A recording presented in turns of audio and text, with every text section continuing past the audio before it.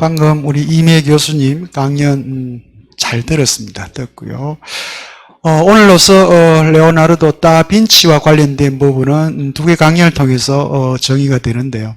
지난 시간에 다빈치를 통해서 우리들은 다빈치의 생애 그리고 특정 몇몇 작품들을 통해서 다빈치가 왜 500년 이후에 지금도 여전히 우리에게는 천재 혹은 르네상스인이라고 하는 그런 표현으로 등장하는가와 관련된 얘기들을 들었는데, 오늘 강연 내용을 이렇게 듣다 보면 이 레오나르도 다빈치라고 하는 사람을 우리가 지금까지 천재라고 표현했을 때 과연 그 천재라고 표현할 만한 게 있을까라고 하는 의문도 가끔 들 수가 있는 것 같아요. 다른 말로 하면 여전히 모든 부분들을 이 후원자들에게 의존하는 매우 수동적인 방식의 모습을 보여주지 않았나 이렇게 들릴 수 있는데, 실제 우리에게 각종 문헌이나 전기 작가의 작품을 통해서 드러난 다빈치라고 하는 사람에 대한 천재라고 하는 표현들은 어떻게 보면 미술이라고 하는 특정한 영역에 집중된 사람이기보다는 그 당시 중세 이후 신중심 사회에서 인간 중심 사회로 넘어가는 그 과정 중에 다빈치의 아마 생애 동안 드러난 다빈치의 삶의 모습이었을 것 같아요. 다른 말로 하면 그 개인이 가지고 있는 끊임없는 세계에 대한 호기심, 그게 자칫 잘못하면 아주 산만한, 그리고 호기심만 가졌지 어떤 결과를 갖지 못하는 그런 사람으로 또 등장하기도 하지만, 지난 시간에 말씀드렸다시피 7200여 페이지가 되는 그런 글과 메모를 남겼던 사람입니다. 그 속에는 그림만 있는 게, 회화만 있는 게 아니었죠. 각종 과학적 관찰과 실험, 그 결과들에 대한 것들이 물론 완성된 형태로는 아니었지만 기록이 되어 있고요. 그 기록들이 지금 우리들에게는 이러저러한 박물관에 영역별로 지금 미국에도 있고 프랑스에도 있고 이탈리아에도 이렇게 퍼져 있는 그 전체를 다 통합하면 7200여 페이지, 그리고 지금도 아직 드러나지 않는 또 많은 글들이 발견이 되고 있다라고 하고요. 이제 이런 부분에서 보면 레오나르도 다빈치라고 하는 그 한 개인의 삶이라고 하는 것이 다른 르네상스 시대의 어떤 작가들보다도 그 사람이 갖고 있는 위대성이 그런 부분에 있지 않을까. 오늘 이제 여기 그림 회화도 마찬가지인데요.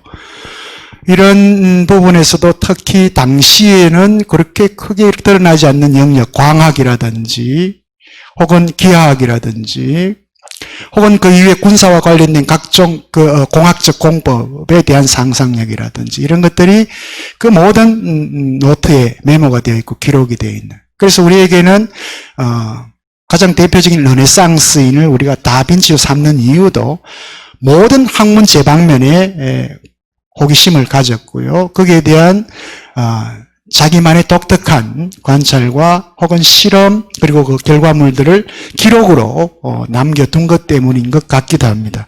오늘 강연 내용에서 말씀이 되지 못했던 부분 중에 하나가, 아마 선생님도 다 잘 아실 거예요.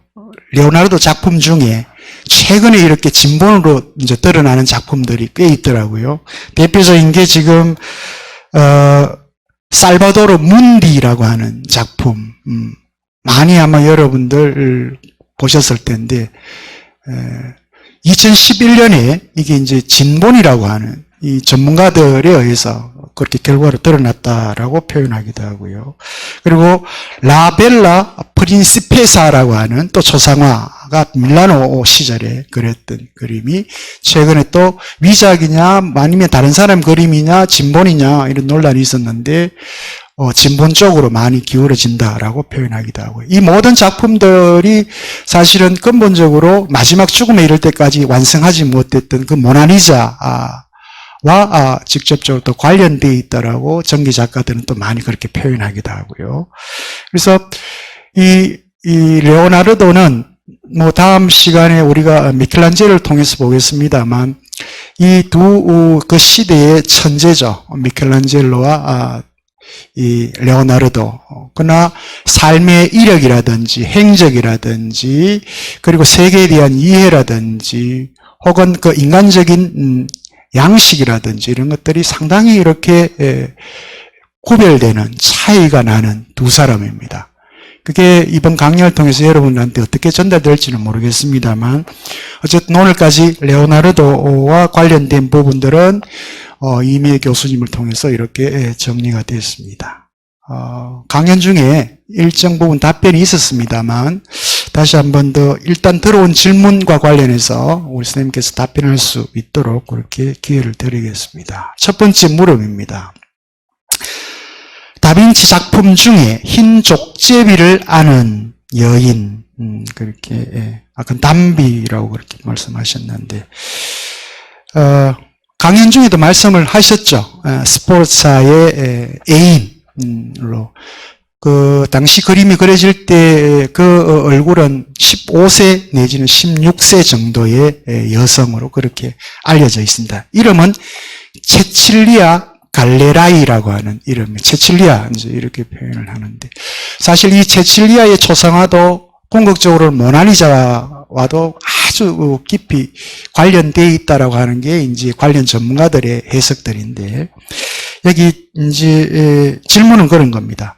이 초상화는 누구를 모델로 하여 그린 초상화이며 작품 주요 내용에 대해서 그러니까 이 작품이 그려진 그 배경이라든지 상황들 그리고 이 작품이 갖고 있는 뭐 특징 기타 이런 것들에 대해서 좀 첨언할 부분이 있으면 강연 내용에서도 있었습니다만 좀 첨언을 해주시면 어떨까 싶습니다.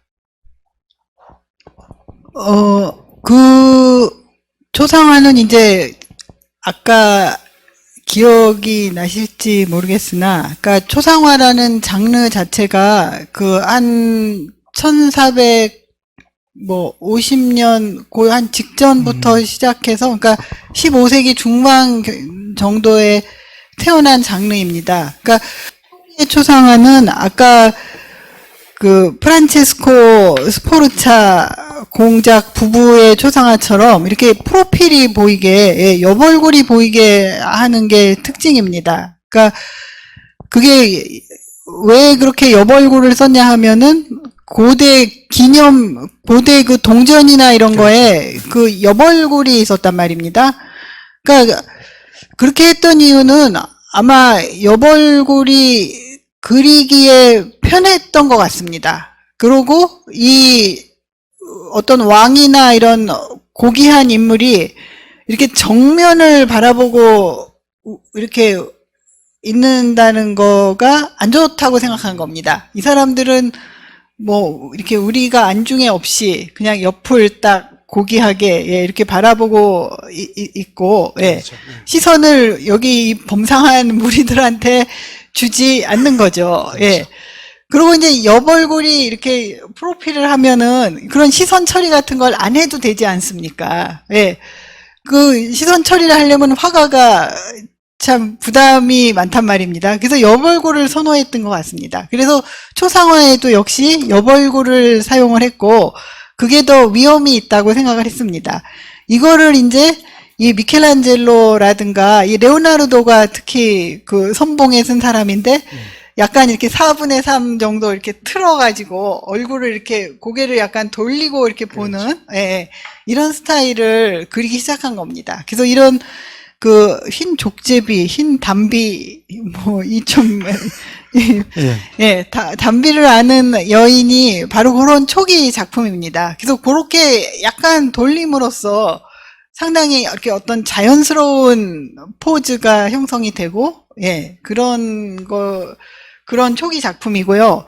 그 다음에 또 하나는 이렇게 담비를 안고 있는데, 이게 그 여성 세칠리아 갈리라는 이름에 이게 담비를 나타내는 말하고 어원이 갈레, 그리스의 갈레가 담비. 같기 때문에 그 담비를 이렇게 앉게 했다는 그런 설이 있습니다. 그러니까 이 다빈치가 항상 그런 상징을 집어넣습니다. 그 지네브라 데 벤치에도 그 지네브라라는 이름에 착안해가지고 이 뒤쪽에 머리 뒤쪽에 그 지네브로 이 노간주 나무를 이렇게 뒤에 배경에 깔고 있는 거를 볼 수가 있는데 여기서도 약간 그런 뭐 약간 장난이라고 할까, 뭐 유머라고도 할까, 예, 그런 거를 살짝 예, 집어넣은 거죠. 그래서 그런 뭐 모델도 굉장히 아름답지만은 예, 그런 이렇게 조금씩 그런 발전 때문에 예, 더 아름다운 작품이 아닌가 생각이 됩니다. 두 번째 질문입니다. 런던 내셔널 갤러리에 소장되어 있는 다빈치와 암브로 조디프레디스가 공동 제작한 동굴의 성모의 주요 성모의 작품 주요 내용에 대해서 말씀드립니다. 1503년에서 1506년, 3년 이때는 모나리자도 그렸던 시기인데 그죠? 예, 그러니까 아까 보여드리기를 잘 했는데 지금 이렇게 아무것도 없이 지금 대답하라 그러. 아까 보여드린 거를 잔상을 예, 좀 네. 기억을 하셔가지고, 그러니까 그 루브르 판본은요, 천사가 손가락으로 이렇게 가리키고 있는 루브르 판본은 밀라노 공작을 모실 때 그거를 그렸던 것 같고, 그래서 이제 그거를 그 성당에 줬으나 성당이 말하자면은 이거 별로 마음에 안 든다라고 거부한 거란 말이에요. 옛날에는 왕왕 그런 일이 있었습니다. 그러니까 지금은 정말 예술가가 뭐 그려왔는데 우리가 이거를 사야지 야 이거 잘못 그리지 않았느냐 뭐 다시 그려와라라든가 그렇게 할 수 있습니까? 그러면은 뺨을 맞든가 사기 싫으면 말어라 이렇게 되겠죠. 근데 이제 이때는 주문자가 힘이 강했기 그렇죠. 때문에 마음에 안 든다. 다시 그려와라. 예, 그래서 하나를 또 그린 겁니다. 그러니까 이거는 가지고 있다가 팔아서 루브르까지 간 거고요. 그 다음에 이제 두 번째는 다시 그려야 되는데 이거는 그러니까 피렌체에 있고 밀라노에 왔다 갔다 할 때 이게 좀 훨씬 뒤에 그린 거란 말입니다. 그래서 이제 또 그려야 되니까 좀 약간 그리기 귀찮은 것도 있지 않았겠습니까? 여기에는 제자들이 손을 많이 댄 거죠. 이게 밀라노 공작의 궁성에 있을 때도 그랬고, 나중에 이제 프랑스와 1세가 초청을 해서 프랑스에 왔을 때도 그랬고, 레오나르도 다빈치 혼자 간 게 아닙니다. 그러니까 그렇죠. 레오나르도 다빈치 조수들, 이 사람들이, 식구들이, 항상 같이 옮겨 다닌 겁니다. 그러니까, 레오나르도 다빈치를 주는 월급에는 이 자기 조수들 먹여 살리는 돈까지 사실은 포함이 되어 있은 겁니다. 예. 그래서, 어떻게 보면은 사실, 굉장히 참, 보통 사람이 아니면은, 밀라노 공작이나, 프랑스 왕이 아니면은, 이런 화가들을 거느릴 수가 없는 거죠. 예, 한 사람만 딸랑 거느린 것도 아니고, 조수들이 항상 있단 말입니다. 이제 그래서 문제가 되는 게, 작품이, 이 사람이 그렸다? 그럼 이 사람이 그리지 않았으면 완전히 조수가 그렸냐? 그것도 아니란 말입니다. 항상 애매한 경우가, 조수가 그린 것도 이 선생님이, 스승이 거기에 몇 프로는 지시를 했거나 자기가 손을 댄 겁니다. 그러면 이게 몇 프로까지 선생님이 그렸으면은 선생님 작품이고, 예. 이거 참 어려운 일이죠. 예. 이게 오늘날에 와서는 선생님이 어디까지 그렸는지도 불분명하고, 그 다음에 또 선생님이 어디까지 그렸는지를 우리가 안다 하더라도 그럼 우리가 몇 프로 그렸으면은 선생님 그림이고 50% 이상 그려야 합니까? 아니면 얼굴은 다 선생님이 그려야 중요 부분을 그리면 되는 겁니까? 이거 참 판단하기 어려운 문제 아닙니까? 예. 그래서 지금 모나리자 같은 것도 이본이 있습니다. 여기에 대해서 지금 이게 레오나르도가 그린 거다, 아니다, 제자가 그렸다, 얼굴은 레오나르도가 그렸다, 손까지도 레오나르도가 그렸다, 하여튼 말이 많은데요. 이 옛날 작품들은, 그러니까, 참, 알 수가 없습니다. 예. 이게 굉장히 이, 살바도르 문디 같은 것도, 그러니까, 이거를 진짜 누가 마음 먹고 이런 얘기 하면은 다치는데 예, 이걸 누가 마음 먹고 이거를 정본으로 만들어야 되겠다. 예, 이렇게 프로젝트를 가동할 수 있습니다. 예, 학자들을 동원하고 증거를 수집하고 해가지고 이거를 사실은 가동할 수 있습니다. 예, 그래서 가격이 이게 레오나르도가 그렸다고 할 때하고 레오나르도가 그리지 않았을 때하고의 가격은 이게 그야말로 정말 하늘과 땅 사이가 되는데요. 그런 프로젝트를 가동할 수가 있습니다. 우리가 과학으로 이 어느 시대에 그렸다 이런 것까지는 알 수가 있습니다. 그리고 뭐 이렇게 그 사람의 특징이나 이런 것도 이렇게 요새는 과학적인 그런 조사들을 해서 뭐 그런 시대 물감, 사용한 물감, 뭐 캔버스, 뭐 여러 가지 그런 거 조사를 해가지고 이제 과학이 발달했기 때문에 시대나 그런 것까지는 알아낼 수가 있습니다. 그렇지만 정작 이게 선생님이 그럼 과연 몇 프로를 그렸느냐, 20%를 그렸느냐, 30%를 그렸느냐 그런 것까지는 알 수가 없습니다. 예. 그래서 살바도르 문디 같은 것도 여전히 물음표가 따라다니고 있고 예. 지금도 아니라고 그 문제를 제기하는 학자들이 그래서 있는 겁니다. 예. 예.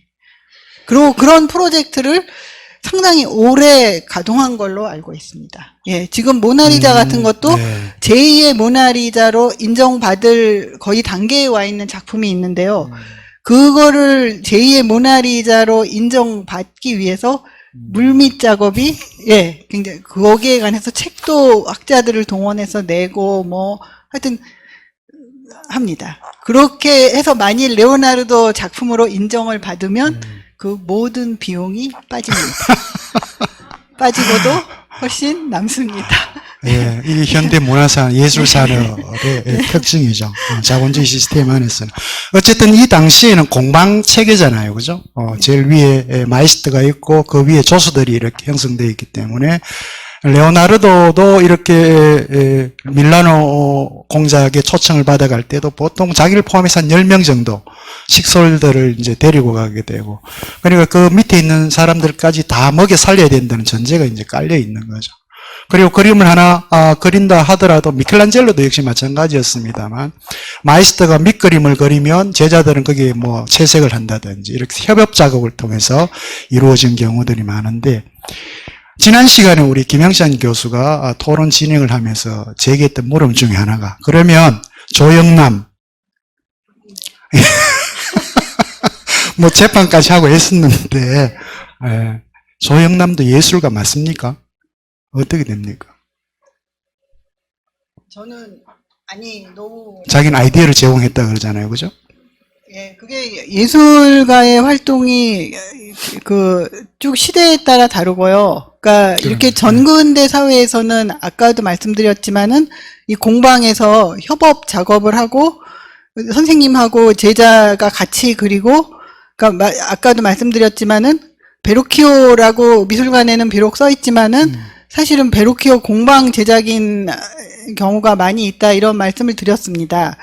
그러다가 이제 점점 이거는 근대에 와서의 일인데요. 그러니까 다음번에 얘기할 때 약간 또 얘기가 나올 겁니다. 그러니까 근대 이후에는 예술가가 자기의 판단에 의해서 작품을 선택하고 자기의 어떤 개성을 나타내고 자기의 세계관을 나타내고 이런 것으로 예술 작품의 의미도 바뀌고 예술가의 지위도 바뀌게 됩니다. 그러니까 이렇게 되면서 어떤 작가와 작품과의 관계가 어떤 유일무이한 관계. 이거는 이 작품은 이 작가의 오로지 어떤 인생과 기술과 어쨌든 모든 것의 소산물. 이 작가가 아니면은 안 되는 어떤 유일무이한 존재. 예, 이런 걸로 예술품이 자리매김을 합니다. 그렇게 된 게 언제냐 하면은 근대이고 그런 개념이 최고조에 달했던 것이 한 19세기 말에서 20세기 초 이런 때입니다. 예. 그래서 우리가 예를 들면은 반고흐 같은 사람을 예를 들면은요. 그 사람은 모든 거를 제자가 있습니까? 누가 있습니까? 자기가 그야말로 한 땀 한 땀. 예. 그리고 거기 그 붓의 한 획에 이 사람이 모든 거를 바쳐서 예. 그 색채의 선택 하나. 한 획을 그을 때 이 사람이 자기의 온 전심 전력을 바쳐서 그 그림을 그렸고 우리 관객들은 그 앞에서 감동을 하게 되는 거란 말입니다. 근데 이제 그림에 또 다시 20세기가 되면서 다시 그 작가와 작품의 관계가 또 다시 변합니다. 그런 계기가 되는 게 언제냐면은 20세기 후반에 팝아트가 등장하면서, 네. 그죠? 네. 앤디 워홀 같은 사람은 왜 뭐 그렇게 그림이 뭐 그렇게, 예, 여기 작가가 그렇게 신적인 존재가 되고, 예, 뭐, 그림을 이렇게 떠받드는, 예, 작품을 이렇게 고귀한 예술 이렇게 떠받드는 거에 대해서 20세기 후반에 이 새로운 앤디 워홀 같은 작가들은 거기 반기를 들고 나서는 겁니다. 뭐 그렇게 우리가 엄숙할 필요가 있느냐. 우리가 재미있으면 되지 않느냐. 그리고 예술가가 그걸로 돈을 버는 게 뭐가 나쁘냐. 예, 이렇게 된 겁니다. 그래서 그 앤디 워홀 같은 사람은 자기가 팩토리, 공장을 운영한다고 주장을 하고 자기는 그냥 이거를 만들어내는 사람이라고, 예, 예술가 나한테 거창한 이름을 붙이지 말아라. 예, 나는 그냥 작품을 제작하는 사람이다. 그리고 실제로 이 사람은 또 방법도 혁신을 합니다. 이 사람은 뭐 자기가 한 땀 한 땀 그리는 게 아니라 그런 실크 스크린이라는 일종의 판화 기법을 통해서, 예, 자기가 디자인은 하지만은 그 옆에 뭐 자기 제자들, 심지어는 자기 어머니도 막 이거를 그 밀어주고 판화를 이렇게 롤러를 이렇게 미는 형태인데요. 예. 그거 밀어서 작품을 만든단 말입니다. 예. 그리고 오히려 앤디 워홀 같은 경우는 그러니까 그런 왜 레디메이드 된 작품들을 또 대상을, 그렇죠. 예, 뭐 캠벨 수프라든가 뭐 말릴린 먼로라든가 이런 어떤 상투적인 이미지들을 그 소재로 삼으면서 어떤 기존의 고상한 척하는 예술, 예, 뭐 자기가 어떤 유일무이한 그런 아주 신적인 존재로까지 이렇게 축혀 올려진 이런 예술을 조롱을 하는 거란 말입니다. 자, 그러면 조영남은 뭐겠습니까? 조영남은 이런 게 유튜브로 방송돼서 제가 얻어맞는 거 아닙니까? 네, 어쨌든 이왕 괜찮습니다. 시작한 거니까 네. 내친 김에 그럼 끝까지 발을 뻗어보겠습니다. 예, 그런데 이제 그러면 오늘날에 만들어진 예술이라고 해서 모두 현대 예술이냐? 오늘날에는 예술의 중심이 설치 미술로 가서요. 설치 미술이라는 거 아시죠? 이렇게 대형 작품 뭐 이렇게, 예, 설치. 예. 네. 설치 미술로 가서 그런 대형 작품들은 이 작가가 직접 그걸 만드는 게 아닙니다. 작가는 어떤 뭐 이렇게 아이디어를 주고 뭐 이를테면 뭐 쿠사마 야요이 뭐 유명, 그러면 그 사람 무슨 막 그런 물방울 무늬를 막 이렇게 한 그런 거 자기가 직접 만드는 게 아닙니다. 그 아이디어를 주면은 그렇게 만들어 주는 거죠. 만들어 주는 사람들이 있습니다.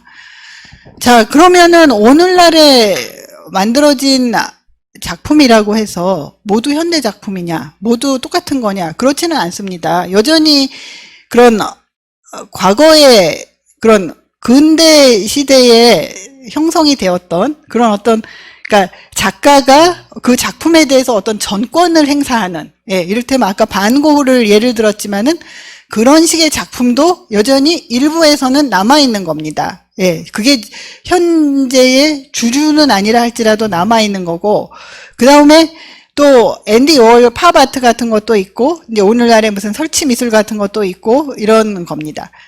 그러면은 이거를 혼동을 하면은 안 되죠. 예, 그러니까 이 조영남이 한 작품이라는 게 설치 미술도 아니고, 그렇다고 팝아트 같은, 예, 그런 종류의 작품도 아닙니다. 그냥 그림입니다. 그림. 굳이 팝아트하고 연결을 한다면은 그런 어떤 일상생활에 사용되는 왜 화투나 이런 거를 이렇게 좀 뭐 디자인처럼 왜 이렇게 만들어 가지고 그거를 소재로 삼았다는 건데, 그래도 역시 그림이지 않습니까? 유화이지 않습니까? 그러니까 그 형태라는 거는 앤디 워홀이나 뭐 그런 설치 미술가하고는 다른 거죠. 예, 그래서 분리를 해야 되고요.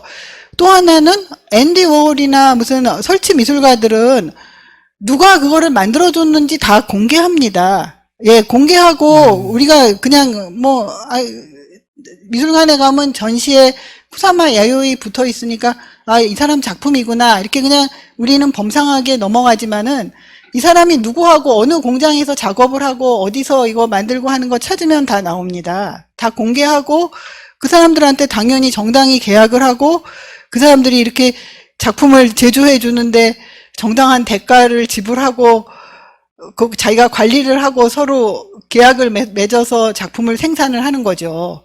근데 조영남은 그 굉장히 또 비도덕적인 일도 저질렀단 말입니다. 그러니까 이래저래 어느 쪽 관점을 보나, 예, 이거는 단순히 도덕적인 문제의 그 단죄만도 아니고, 예, 우선 그 작품 자체가 일단 그런 현대에 나타난 팝 아트나 설치 미술이나 그런 새로운 유형의 작품하고는 맞지가 않는다는 겁니다. 예. 아직도 여전히 또 그런, 그러니까 우리 왜 19세기 말, 20세기 초에 흔했던, 예, 그때의 예술의 유형이었던 그런 식의 작업을 하는 분들이 아직도 상당수 있고, 그런 작품의 미덕이라는 거는 차기가, 예, 자기가 한 땀 한 땀 한 거. 예, 예. 그거를 빼놓으면은 그 작품은 또 미덕이 없는 거죠. 예. 그러니까 이런 부분은 분류를 해서, 예, 생각을 해야 되지 않나 저는 그렇게 생각합니다. 예. 예. 혹시 김영찬 교수 만족스럽습니까? 질문하신 분이. 아니, 지난 시간에 토론을 진행할 때 예. 이런 문제가 나왔었습니다. 예. 근데 이미애 교수님 이 답변을 이렇게 들으면서, 우리 뭐 고호도 이렇게 표현을 하지만, 근대라고 하는 시점을 표현하지만, 사실은 르네상스 시기 자체가 또 근대하고 맞물려 있고요. 그런 부분에서 작가가 주체적으로 자기가 의도하는 대로 그림을 그리고자 했던 가장 저는 대표적인 게 바로 이 르네상스 시기에 때는 이 레오나르도가 아닌가. 몇 작품이 없는 회화의 작품들이지만 그 작품 속에서 레오나르도가 드러내려고 했던 그런 표현 방식들은 그 당대의 다른 르네상스 시대의 작가들과는 다른 표현 기법을 쓴다라고 하는 게 지금 많은 전기 작가들이나 혹은 관련된 전문가들의 해석들이 그렇게 나오는 거죠. 혹시 선생님은 그런 부분에 대해서는 어떻게 생각하시는지? 예, 다음번에 이제 제가 와서 예술 생산자를 하면은 좀 더 이 문제를 이 문제를 집중적으로 다루게 되는데요. 그러니까 여기서 간단하게 드릴 수 있는 말씀은요.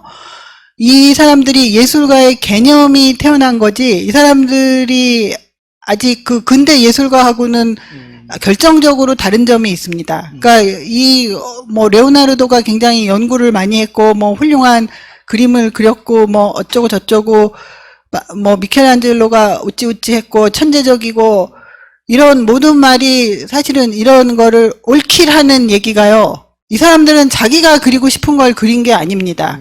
아무리 레오나르도, 미켈란젤로라 하더라도요, 전근대 시대의 예술가들은 주문자가 주문한 거를 그린 겁니다. 예. 이게 근대 예술가와 전근대 예술가의 아주 결정적인 차이점입니다. 미켈란젤로가 시스티나 예배당의 천장화를 자기가 그리고 싶어서 자기가 뭐 어떤 실존적인 문제를 갖고 자기가 그렸습니까? 그렇지 않습니다. 교황이 여기 그려라 했기 때문에 그린 겁니다. 그리고 그 주문 받은 교황이 여기 그려라, 여기 성서를 내용으로 이러저러하게 그려라, 그 범위 내에서 자기가 그거를 표현을 하는 자유는 있었겠지만, 천재니까 이거를 뭐 여기다 이렇게 아담과 이브, 그럼 이거를 이런 식으로 배치하고 나는 이런 점을 강조해야 되겠다, 뭐 이런 정도의 자유가 있었던 거죠. 그 작품을 레오나르도도 마찬가지고, 예, 자기가 하고 싶어서 그린 게 아닙니다. 여기에 그래도 전근대 예술가하고는 확실히, 예, 다른 점이. 고별 지점이 있다는 거죠. 예, 예, 여기에 있는 겁니다. 예. 뭐, 제가, 잘못 읽었을 수도 있는데, 최근에 나온 그, 레오나르도 다빈치, 이 월트 아이작슨 전기작가 글에 보면, 이제, 이 모나리자 그림을 자기 책 마지막 부분에 이렇게 배치를 시켰어요. 그러면서 거기서, 뭘 이야기를 하려고 하느냐 하면 지금까지는 모나리자 그림이 1503년에서 1506년에 말 그대로 그림을 그려달라고 한 그 상인에 맞춰서 이렇게 그렸다라고 이렇게 이해가 되고 있는데 이 아이작스는 지금까지 이 전기 작품 레오나르도 다빈치를 다루면서 자기가 이제 분석하고 파악했던 내용을 전제로 했을 때 결국 그 작품은 그 상인에게 돌아가지 않고 마지막 죽는 그날까지 레오나르도가 가지고 있었다 그러더라고요. 그리고 그날까지 16년 세월을 계속 붓이를 죽을 때까지 했다라고 이렇게 이제 기술을 하고 있어서 바로 그런 부분에서 레오나르도는 기존의 그 동시대의 보티첼리다 뭐다 잘 나가는 그런 화가들과 달리 이 아주 근대적인 그런 의미에서 이 회화론을 갖고 있었던 건 아닐까.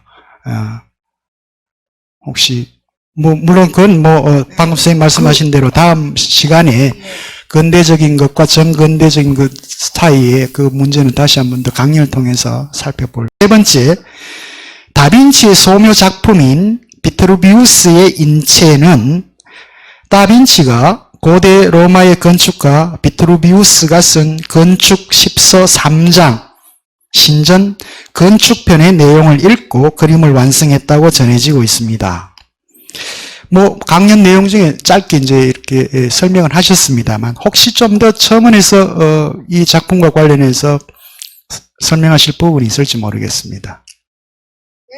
아까 말씀드린 대로 그 비트루비우스 원래 책에는 그냥 그 책만 전해지고 글만 전해지고 이제 그 그림은 없었던 게 그럼 이런 거를 이미지로 한번 나타내 보면 어떨까 하고 해서 다빈치가 그린 거고요.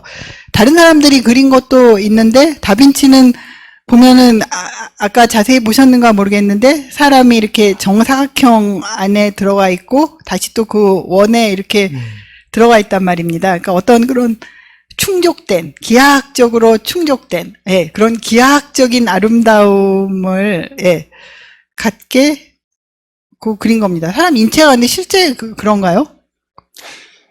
그건 이 비트루스가 그 책에서 그렇게 해놨다 그러대요. 근데 우리 인체가 그렇습니다.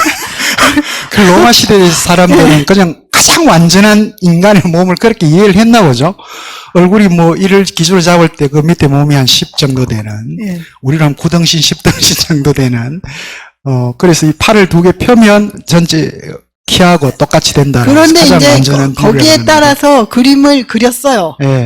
그 모나리자 같은 것도 그런 그 해체를 해보면은, 그렇게 기하학적인 구성이 되게, 그렇게 그렸단 말입니다. 아마 그런 것이, 우리가 딱 봤을 때 이렇게 그림이 안정적으로, 이렇게 참 뭔가 아름답게 조화됐다고 느낄 수 있는 게, 아마 그렇죠. 그런 비율에서, 오는 게 아닌가 생각이 됩니다. 근데 사실 고대 그리스 로마의 철학, 우리는 플라톤, 아리스토텔레스 이렇게 알고 있지만 그 이후 로마 시대까지 이루어지는 스토아 철학이라든지 혹은 에피쿠로스 철학이라든지 혹은 키니코스 학파라든지 이런 사람들 대부분은 기본적으로 코스모스, 우주의 질서죠. 우주의 질서에 따르는 삶, 그것만이 바로 가장 인간적인 삶을 사는 것이다라고 이렇게 주장을 해왔기 때문에 이 사람들은 조화를 굉장히 중요시 여겼습니다. 하모니. 그러니까 이 기하학적인 비율도 그렇고.